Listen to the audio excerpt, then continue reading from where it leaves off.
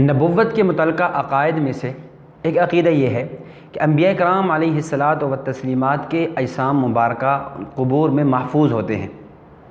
سنن ابی داؤد کی روایت ہے حضرت اوس بن اوس رضی اللہ تعالیٰ عنہ سے، نبی اکرم صلی اللہ علیہ وسلم نے فرمایا، ان من افضل ایامکم یوم الجمعہ، تمہارے دنوں میں سے افضل ترین دن وہ جمعہ کا دن ہے۔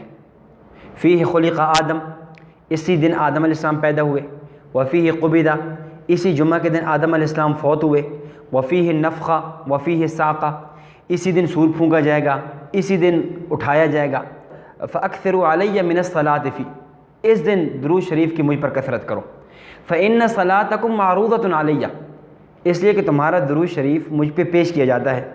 اب صحابہ نے عرض کیا، یا رسول اللہ کیف تعرض صلاتنا علیک، ہمارا درود آپ پر کیسے پیش کیا جاتا ہے؟ وقد ارمت، حالانکہ آپ تو مٹی میں جا چکے، تو ہمارا درود کیسے پیش کیا جاتا ہے؟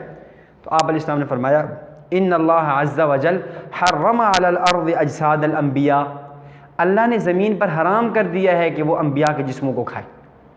تو اس حدیث سے یہ معلوم ہوا انبیاء کرام علیہ الصلاۃ والتسلیمات کے اجسام محفوظ ہوتے ہیں، انبیاء کرام علیہ الصلاۃ والسلام کے جسم محفوظ ہوتے ہیں۔